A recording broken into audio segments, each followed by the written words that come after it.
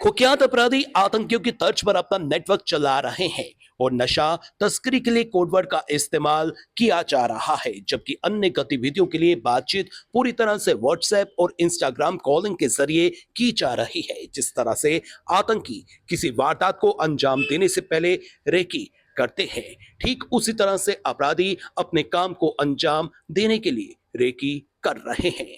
पहले से ही पुलिस के लिए सिरदर्द बन चुके अपराधियों का यह नया पैंतरा नई चुनौती बन गया है, क्योंकि पुलिस सामान्य कॉलिंग को तो पकड़ में ले आती है, लेकिन वर्चुअल कॉल को नहीं पकड़ पा रही है। इसलिए नशे के कारोबार से लेकर गैंगवार तक फल फूल रहा है। पिछले कुछ समय में पकड़े गए अपराधियों से पूछताछ में ऐसी कई जानकारियां हाथ लगी है, जिस लेकर पुलिस ने सिरे से सोच रही है, क्योंकि मौजूदा समय में पुलिस का स्पेशल ऑपरेशन ग्रुप ही इस तरह की तकनीक का पता लगा सकता है, पुलिस की सामान्य इकाइयां नहीं। नशा तस्कर कोडवर्ड का इस्तेमाल कर रहे हैं। हेरोइन बेचने वाले टॉफी सामान जैसे कोडवर्ड का इस्तेमाल कर रहे हैं। नशे का सामान डिलीवर करने के लिए किसी एक खास जगह पर बुलाया जाता है, लेकिन बुलाने पर भी डिलीवरी नहीं दी जाती है। इसके बाद फिर एक नई लोकेशन सेंड की जाती है। इस तरह से 2 से 3 लोकेशंस बदलने के बाद नशे का सामान डिलीवर किया जाता है। ऐसा इसलिए भी किया जाता है कि नशा तस्कर ये देखना चाहते हैं कि क्या नशा लेने वाला पुलिस का इन्फॉर्मर तो नहीं है।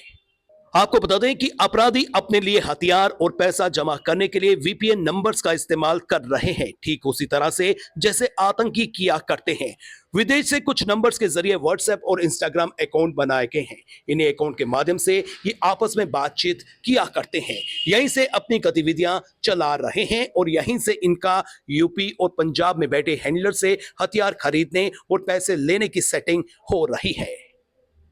आपको यह भी बता दें कि बड़े और कुख्यात अपराधी अपनी गतिविधियों को चलाने के लिए अपने हाइब्रिड ऑपरेटिव्स का इस्तेमाल कर रहे हैं, जिनका या तो कोई पुराना आपराधिक रिकॉर्ड नहीं है या फिर बहुत ही कम रिकॉर्ड है। ठीक इसी तरह से आतंकी संगठन भी कर चुके हैं।